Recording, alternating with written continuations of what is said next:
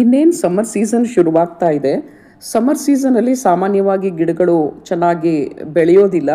ಯಾಕೆಂದರೆ ಬಿಸಿಲಿನ ತೀವ್ರತೆ ಮತ್ತು ಬಿಸಿಲಿನ ಶಾಖ ಹೆಚ್ಚಿರೋದ್ರಿಂದ ಹೂಗಳು ಕೂಡ ಗಿಡದಲ್ಲಿ ತುಂಬ ಕಡಿಮೆ ಇರುತ್ತೆ.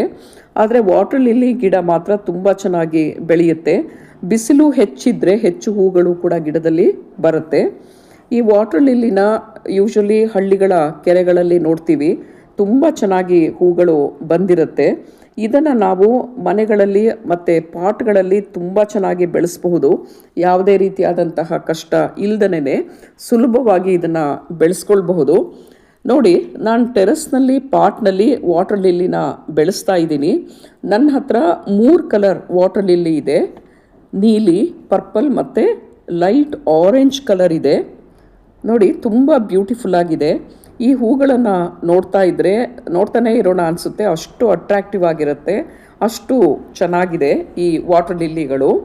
ಇದನ್ನು ಹೇಗೆ ಬೆಳೆಸಬಹುದು ಅನ್ನೋದನ್ನು ಈ ವಿಡಿಯೋನಲ್ಲಿ ನಾನು ನಿಮಗೆ ಶೇರ್ ಮಾಡ್ತೀನಿ. So welcome to my channel. Water ಲಿಲ್ಲಿನಲ್ಲಿ ಬೇರೆ ಬೇರೆ ಕಲರ್ಸ್ ಇದೆ ಮತ್ತು ಅದರ ಸೈಜಲ್ಲೂ ಕೂಡ ತುಂಬ ವೇರಿಯೇಷನ್ ಇರುತ್ತೆ.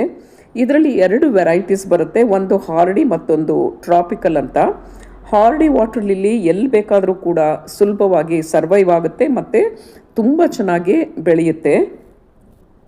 ವಾಟರ್ ಲಿಲ್ಲಿನ ಬೆಳೆಸಬೇಕಾದ್ರೆ ನಾವು ಯೂಶಲಿ 2 ಪಾಟ್ಗಳನ್ನು ಬಳಸ್ಕೊಳ್ತೀವಿ.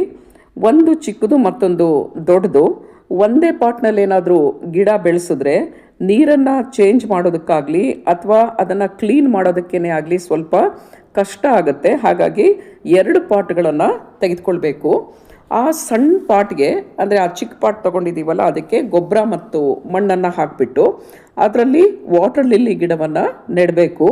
ಈ ಗಿಡ ನೆಟ್ಟ ನಂತರ ಆ ಸಣ್ಣ ಪಾಟನ್ನು ದೊಡ್ಡ ಪಾಟ್ನಲ್ಲಿ ಇಟ್ಬಿಟ್ಟು ಆ ದೊಡ್ಡ ಪಾಟ್ಗೆ ನೀರನ್ನು ತುಂಬಿಸಿದ್ರೆ ಗಿಡ ತುಂಬ ಚೆನ್ನಾಗಿ ಬೆಳೆಯುತ್ತೆ.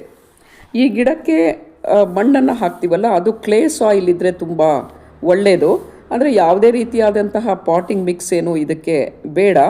ಸೂರ್ಯನ ಬೆಳಕು ಮತ್ತು ಶಾಖ ಈ ಗಿಡಕ್ಕೆ ಅತ್ಯಂತ ಅವಶ್ಯಕ. ಅಂದರೆ ಬಿಸಿಲು ಹೆಚ್ಚಿದ್ರೆ ಹೂಗಳು ಕೂಡ ಹೆಚ್ಚು ಬಿಡುತ್ತೆ.